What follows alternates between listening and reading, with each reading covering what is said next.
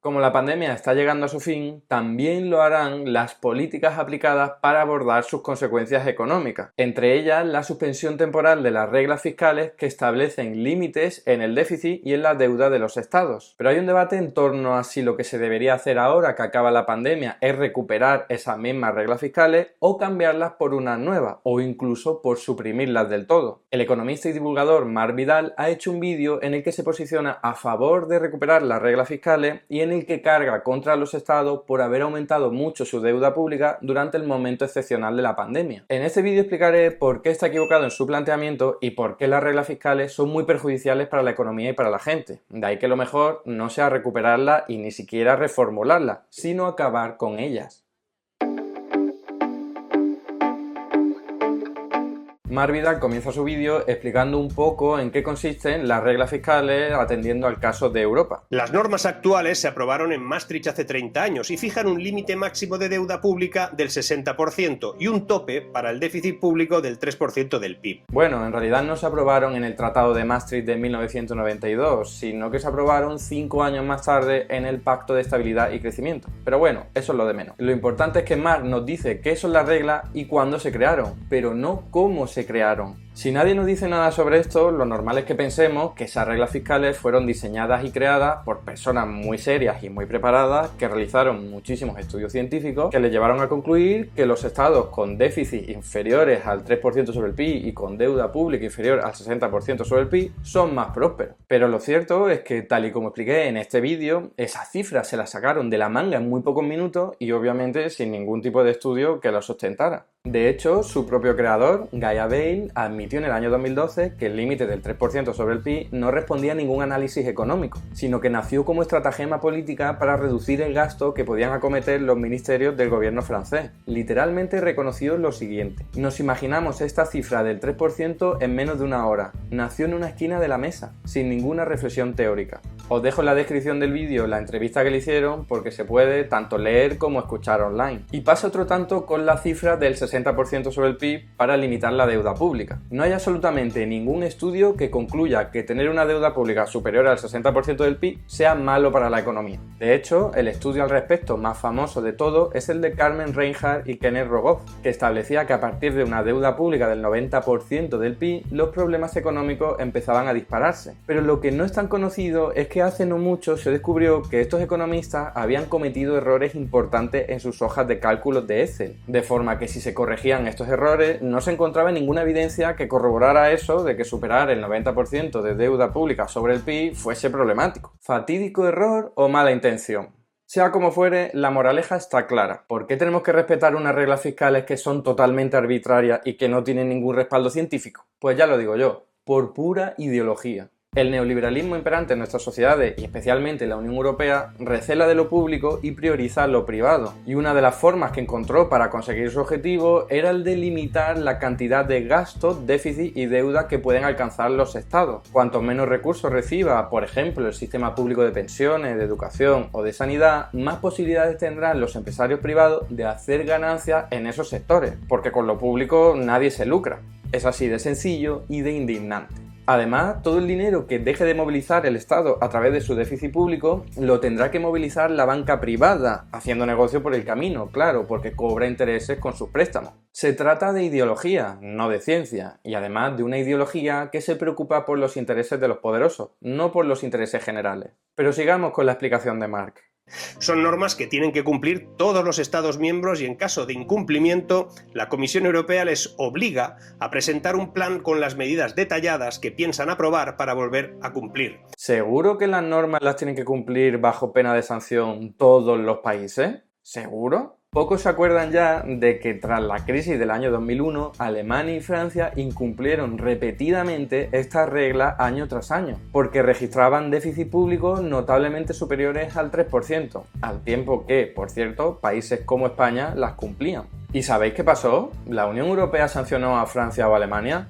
Pues claro que no. Lo que hizo fue modificar las reglas fiscales para que fuera más fácil cumplirlas, bajar la nota del aprobado, para que se entienda. Esto se hizo en el año 2005 y entonces a partir de ese año Alemania y Francia pasaron a cumplir las reglas sin haber hecho apenas nada, aunque luego debido a la crisis del año 2008 volvieron a incumplirlas. Todo esto se hizo porque Alemania y Francia son los pesos fuertes de la Unión Europea y a ellos nadie les tose. Evidentemente esto nunca se hubiese hecho por otros países como España o Grecia, y además lo sabemos muy bien porque lo vivimos a partir del año 2010. Pero a Marc le causa risa que España proponga modificar ahora las reglas fiscales, porque España no es Alemania o Francia, claro, y por lo visto tiene que acatar las órdenes sin rechistar. Es duro ver cómo nuestros políticos insisten en cambiar las reglas del juego, las reglas fiscales, para seguir haciendo trampas porque no saben cómo solucionar el lío en el que nos han metido.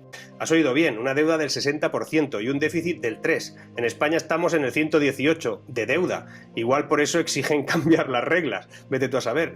Estas son las normas que se quieren cambiar, para aprobar unas menos rígidas que ellos definen como menos rígidas. Lo dicho, risas y críticas porque España pretende flexibilizar unas reglas fiscales totalmente arbitrarias e ideológicas, pero ni mu sobre el hecho de que se flexibilizaran cuando Alemania y Francia no las cumplían. Pero lo más sorprendente de todo es que Marc piense que las reglas fiscales sirven para evitar la quiebra de los países. Las reglas fiscales son la última defensa ante una potencial quiebra de algunos países. Esto es absoluta y radicalmente falso y además es muy fácil de demostrar. Tal y como expliqué con detalle en este vídeo, la quiebra de los estados no dependen del nivel de deuda pública que tengan, sino de si tienen un banco central detrás respaldando esa deuda. Hay países como Estados Unidos, Japón o Singapur que tienen una deuda pública más elevada que España o similar, pero como tienen un banco central que respalda siempre su deuda, pues no pasa nada, el riesgo de quiebra es cero. Y esto no lo digo yo, lo dicen economistas premios Nobel como Joseph Stiglitz, expresidente de la Reserva Federal como Alan Greenspan o incluso multimillonarios como Warren Buffett.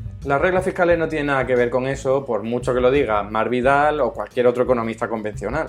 Algunos, sobre todo los que consideran que eso de la deuda no genera problemas, aseguran que con los tipos de interés tan bajos la deuda puede ser infinita y no se debería incluir en las nuevas reglas fiscales. Ale, ¿cómo te quedas? Ale, ¿cómo te quedas con eso que dicen premios Nobel, expresidentes de bancos centrales y tantísimos estudios académicos? Mucho mejor repetir mitos y mantras económicos que no tienen ningún tipo de sustento científico y que se ha demostrado hasta la saciedad que no funcionan. Claro que sí. Pasemos de la ciencia y que viva la fe. ¿Por qué digo que no funcionan? Porque las reglas fiscales, si hacen algo, es precisamente agravar el riesgo de quiebra. Porque cuando los estados se ponen a aumentar impuestos y a recortar el gasto público para tratar de respetar esas reglas fiscales, lo que hacen es deprimir la economía y el PIB, de forma que la deuda pública expresada en porcentaje sobre el PIB se dispara. Esto está absolutamente contrastado por multitud de estudios económicos recientes. De hecho, esto en la academia tiene un nombre: austeridad autoderrotada, porque se derrota a sí misma, porque lo que provoca es precisamente lo contrario de lo que persigue: aumentar la deuda pública. Y es que la evidencia está ahí. Los países que más políticas de austeridad aplicaron a partir de la crisis del año 2010 fueron también los que más vieron elevar su deuda pública sobre el PIB. Enhorabuena a todos los defensores de la austeridad fiscal, porque vaya exitazo. Esto se vio desgraciadamente de una forma cristalina en Grecia. Aunque técnicamente no quebró, Grecia reestructuró su deuda pública no porque no hubiese aplicado las reglas fiscales, sino precisamente por haberlas aplicado salvajemente, porque su deuda pública era ya muy elevada antes de la crisis, pero no pasó nada hasta que llegó la Troika en el año 2010 y obligó a aplicar políticas de austeridad. 2 años más tarde, tras mucho dolor económico y social provocado por estas políticas salvajes de austeridad, la deuda pública se disparó y entonces el Estado griego tuvo que reestructurar una parte. La austeridad autoderrotada que perseguía el cumplimiento de las reglas fiscales fue lo que provocó la reestructuración parcial de la deuda pública, y no otra cosa. Pero para Marc, el problema en Grecia no fueron las políticas de austeridad aplicadas, sino las medidas aplicadas después de la reestructuración de la deuda, que él erróneamente llama quiebra. A pesar de que las fechas no cuadran, porque primero se aplicaron las políticas de austeridad y 2 años más tarde se reestructuró la deuda pública. Esto, por cierto,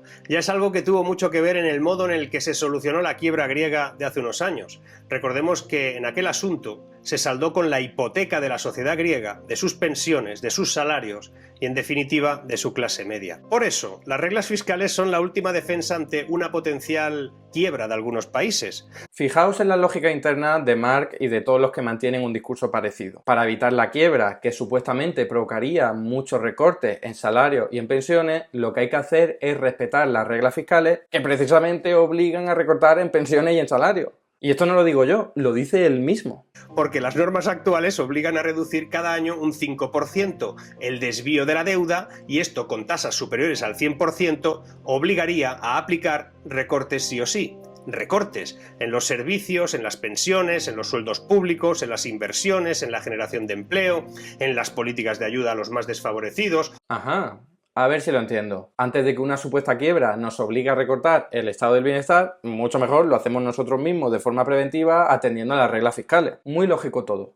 Ni siquiera su propio razonamiento se sostiene. Seguramente algunos podrían matizar que los recortes aplicados antes de la quiebra podrían ser más moderados y más controlados que los que se aplicarían después de ella. Pero es que eso tampoco se sostiene por lo que estaba explicando antes. La quiebra se puede evitar siempre que el Banco Central quiera. Ese no es el problema. El problema lo conforman precisamente las reglas fiscales que lo empeoran todo, incluyendo el volumen de deuda pública. Pero ojo que Mark tiene muy claro que mientras el Banco Central Europeo compre deuda pública y la respalde, no hay ningún tipo de problema de quiebra en los países europeos. Pero a él lo que le preocupa es que esa situación se mantenga a lo largo del tiempo. ¿Por qué le preocupa? Pues no se sabe, porque él no lo explica. Pero todo huele a ese miedo irracional, anticientífico e ideológico a tener una deuda pública elevada. Si el Banco Central Europeo no compra esa deuda pública de España, Italia u otros países, como dicen, esos países pueden entrar en suspensión de pagos y default. Si se aligera el asunto de deuda y el déficit con nuevas reglas fiscales que prorroguen el desastre contable en el que estamos,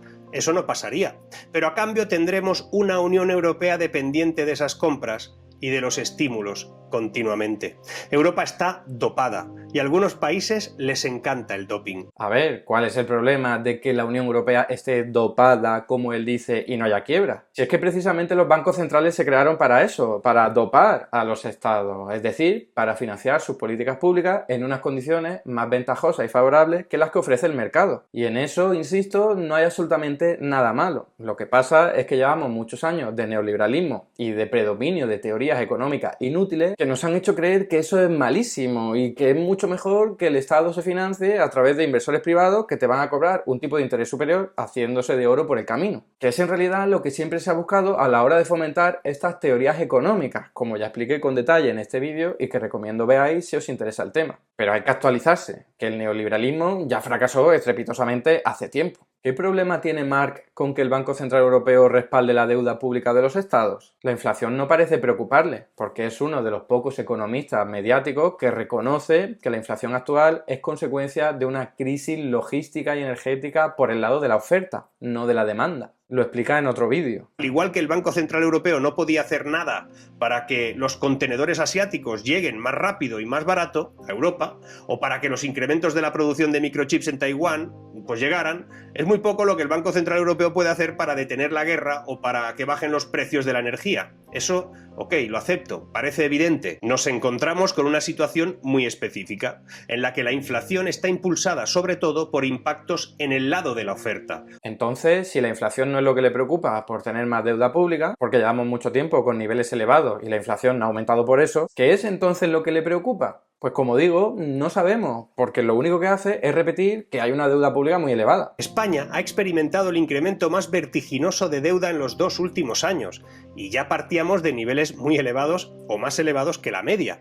De los países grandes de toda Europa es uno de los que más. La deuda del conjunto de las administraciones públicas registró un 118% del PIB. Vale, muy bien, la deuda pública está muy elevada y ha aumentado mucho en estos 2 últimos años. ¿Y qué? Mientras el Banco Central Europeo respalde la deuda pública, no pasará nada, no habrá quiebra y no habrá un aumento de la prima de riesgo preocupante. Y eso es una cuestión de voluntad política. Porque si dejan de hacerlo es porque quieren, no porque se vean obligados a ello. Porque como expliqué en este vídeo, elevar los tipos de interés para combatir la inflación actual es absolutamente absurdo. El aumento de deuda pública de estos 2 años se debe a que, como el sector privado dejó de gastar mucho debido a la pandemia, ese hueco lo rellenó el Estado con su déficit público. No es más gasto en total, es más o menos el mismo o incluso menos, solo que hay más público porque el privado cayó. Es la sustitución de un gasto por otro, ya está, y el gasto público no es peor que el privado ni mucho menos. Si no hubiese ocurrido esto, las consecuencias económicas hubiesen sido mucho más graves. ¿Qué hubiese preferido Marc Vidal? ¿Dejar la economía caer todavía muchísimo más?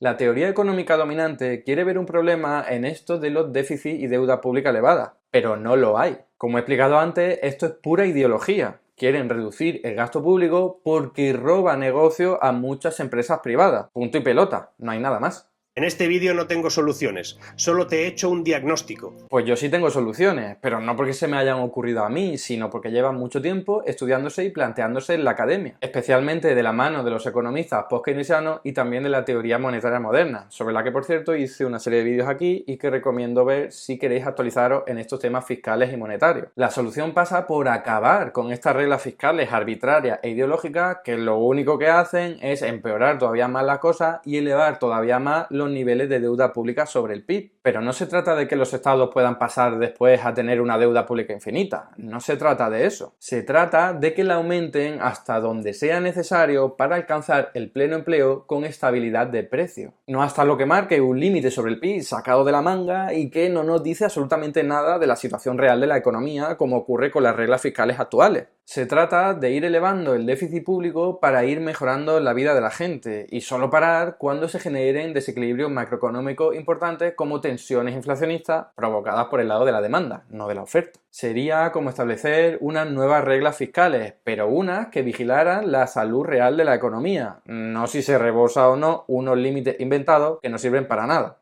Al contrario de lo que piensa Marc Vidal, las reglas fiscales actuales no son la solución, son el problema, así que urge acabar con ellas. Y hasta aquí el vídeo de hoy. Muchas gracias por estar ahí y si te ha resultado interesante no dudes en comentar, darle like y compartir, que la teoría económica dominante no se combate sola.